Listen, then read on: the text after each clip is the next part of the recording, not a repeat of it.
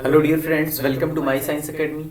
NVS PGT का exam नज़दीक है, तो हम फिजिक्स के इम्पोर्टेंट क्वेश्चंस देख रहे हैं। यहाँ किस तरह के क्वेश्चंस प्रीवियस ईयर में पूछे गए हैं और आगामी एग्जाम में कौन से क्वेश्चन हैं जो आपके लिए हेल्पफुल होंगे। तो आइए देखते हैं physics important questions of magnetism and magnetic effect. देखिए, जब दो छड़ें एक दूसरे के लंबवत हैं तो उस स्थिति में परिणामी चुंबकीय आघूर्ण कितना होगा। अगर ऐसा क्वेश्चन पूछा जाता है तो आप ये याद रखिए कि m डैश इक्वल टू होता है √2m। कोई धारावाही लूप का चुंबकीय आघूर्ण कितना होता है, m इक्वल टू होता है NIA, जहां n उसमें फेरों की संख्या, I धारा और a अनुप्रस्थ काट क्षेत्रफल होगा। जो प्रभावी लंबाई क्या होती है किसी छड़ चुंबक के लिए, 5/6 होती है वास्तविक लंबाई की। ये कोई L लंबाई की छड़ चुंबक है और स्मॉल m इसकी ध्रुव सामर्थ्य है। यदि इसको इस तरह से बेंड कर दिया जाता है तो जो परिणामी चुंबकीय आघूर्ण कितना होगा उसके लिए ये फॉर्मूला होता है जैसे अभी हमने देखा था। तो ये हो जाता है जो पहले का चुंबकीय आघूर्ण था उसका 1/√2 हो जाता है। नेक्स्ट देखिए, कूलाम का नियम क्या कहता है चुंबकत्व के लिए, F equal to μ0 pi into m1 dot m2 upon में r², जहां m1 m2 क्या है, ध्रुव सामर्थ्य है। देखिए, स्थायी चुंबक के लिए जो परिणामी चुंबकीय आघूर्ण है वो समानुपाती होता है T के, यानी कि परम ताप के। प्रतिचुंबकीय पदार्थ यानी इनके लिए जो प्रतिचुंबकत्व है इलेक्ट्रॉन की कक्षीय गति पे निर्भर करता है, अनुचुंबकत्व इलेक्ट्रॉन की चक्रण गति पे निर्भर करता है, और लौह चुंबकत्व ये डोमेनों का निर्माण होता है इसमें।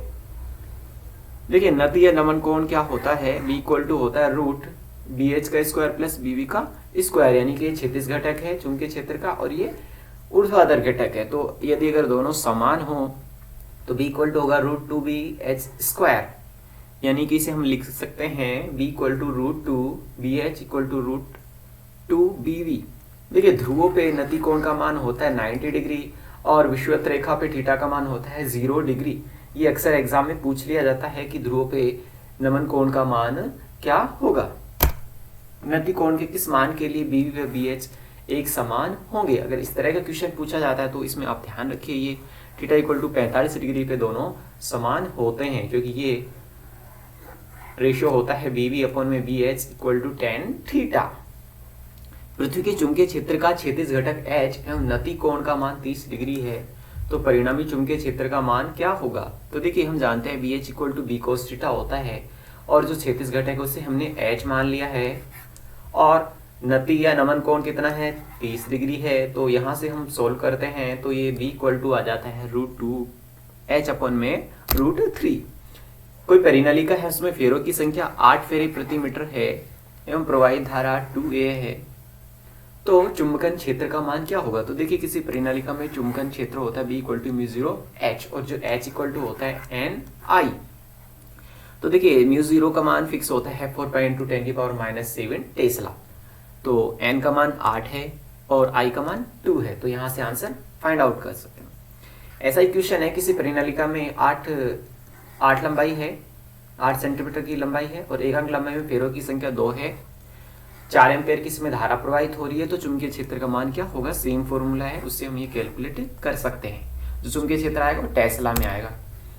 धारावाही कुंडली के लिए चुंबकीय क्षेत्र क्या होगा, तो B इक्वल टू होता है 4 अपन में 5√5 μ0 NI अपन में R। ये फिक्स फॉर्मूला है, इससे रिलेटेड रेशियो पूछ लिया जाता है।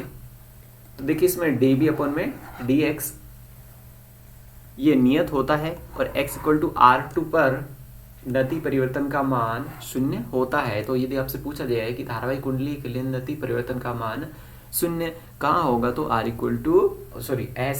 इक्वल टू R/2 पे होगा। कुंडली के केंद्र पर चुंबकीय क्षेत्र का मान क्या होगा, तो ये B इक्वल टू फॉर्मूला होता है μ0 NI अपन में 4πr। तो देखिए, संपूर्ण कुंडली के लिए होता है μ0 NI अपन में 2r, अर्धवृत्ताकार कुंडली के लिए होता है μ0 NI 4r और चौथाई कुंडली या संपूर्ण कुंडली के लिए जो x का मान आता है वो आता है सेम। नेक्स्ट देखिए, कोई धारावाही कुंडली के कारण केंद्र पर बना कोण 35 डिग्री है तो उत्पन्न चुंबकीय क्षेत्र क्या होगा। तो देखिए, B इक्वल टू μ0 NI अपन में 4πr है, इंटू 35 डिग्री है, इसे रेडियन में बदलें तो पाई अपॉन में 180, तो ये आंसर आ जाता है। तो देखिए जो BH कर्व है, यहाँ से क्वेश्चन बनता है कि जैसे कच्चे लोहे के लिए BH कर्व है और ये स्टील के लिए BH कर्व है, तो देखिए किसके लिए क्षेत्रफल अधिक होता है, स्टील के लिए अधिक होता है। अगर हम शैथिल्य हानि की बात करें तो शैथिल्य हानि किसके लिए अधिक होती है, स्टील के लिए अधिक होती है, नरम लोहे के लिए कम होती है। देखिए आपेक्षिक पारगम्यता और धारणशीलता की हम बात करें तो ये नरम लोहे के लिए अधिक होती है। ऐसे निग्राहिता की बात करें तो ये स्टील के लिए अधिक होती है। और ये ताप से क्या होती है, प्रभाविता की जो निग्राहिता है ताप पे निर्भर करती है। देखिए शैथिल्य हानि क्या होती है, NaV होती है और ये डेल्टा H है, ये A के समानुपाती होता है। ठीक है, काई इक्वल टू होता है I अपॉन में H। तो यदि I बढ़ाते हैं तो काई भी बढ़ता है, जो काई के चुंबकीय प्रवृत्ति। अब नरम लोहे के लिए ये कठोर लोहे से अधिक होती है चुंबकीय प्रवृत्ति। देखिए क्यूरी-वाइज का नियम क्या है, काई इक्वल टू C अपॉन में T, या फिर M समानुपाती B अपॉन में T। B हमारा चुंबकीय क्षेत्र है, T परमताप है। अच्छा, B अक्ष पे क्या होता है, मेजर अपॉन में 4 पाई इंटू 2m अपॉन में R3, ये अक्ष पे होता है और निरक्ष पे इसमें 2 नहीं होता, इतना सा डिफरेंस इसमें। और वैसे ये क्या होता है, विपरीत होता है निरक्ष पे, तो इसमें माइनस का चिन्ह आ जाता है। ये चुंबकीय द्विध्रुव के कारण चुंबकीय क्षेत्र की तीव्रता है। देखिए B अक्ष अपॉन में B निरक्ष का अनुपात अगर पूछा जाता तो ये होता है 2 अपॉन में A। स्पर्शज्या नियम और बायो-सावर्ट के नियम से जो स्पर्शज्या धारा मापी के लिए हम कैलकुलेशन कर सकते हैं। तो देखिए यहाँ से I इक्वल टू होता है K फाई और phi equal to ten theta होता है और टेन थीटा का मान 45 डिग्री होता है, तो I इक्वल टू K। और जो सुग्राहिता है वो विक्षेप गुणांक जो K, उसके क्या होती है, व्युत्क्रमणपाती होती है। अच्छा, टीवी के लिए आवश्यक चुंबकीय क्षेत्र किससे मिलता है हमें, परिनलिका से। और सिंक्रोट्रॉन होता है, उसके लिए आवश्यक चुंबकीय क्षेत्र हमें परिनलिका और टॉरॉइड से मिलता है। अब देखिए कोई LC परिपथ है, उसमें विद्युत दोलन क्या होता है, UB equal to half LI का स्क्वायर, और उसके लिए जो दोलनीय आवृत्ति होती है वो होती है 1/2 pi root LC। Mostly exam में पूछा जाता है। LC परिपथ के लिए नियत आयाम होता है और नियत आवृत्ति से दोलन करते हैं, ऐसा क्वेश्चन बन सकता है। विद्युत परिपथ में प्रेरकत्व L है, प्रतिरोध R है तथा धारिता C है, तो विद्युत दोलित्र के लिए आवश्यक शर्त क्या होगी, तो ये जो R है प्रतिरोध का मान वो 2√LC से कम होना चाहिए। नेक्स्ट देखिए, ये कोई धातु की छड़ है, जब प्रबल चुंबकीय क्षेत्र में रखते हैं तो चुंबकीय क्षेत्र के लंबवत संरेखित हो जाती है। तो कैसा पदार्थ है, वो प्रतिचुंबकीय पदार्थ है। पृथ्वी की बाह्य कोर में धात्विक तरल की समगति के कारण उत्पन्न विद्युत धारा कहलाती है डायनेमो प्रभाव। देखिए ये पूछा गया है NVS सितंबर 2019 में।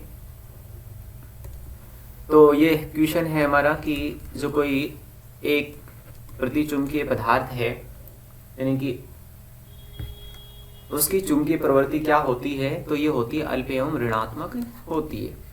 ये क्वेश्चन पूछा गया है वही सितंबर 2019 में NVS में। यदि एक चुंबकीय सुई को असमान चुंबकीय क्षेत्र में रखा जाए तो क्या होगा, तो उसमें बल एवं बल आघूर्ण उत्पन्न होगा। Thanks for watching the video.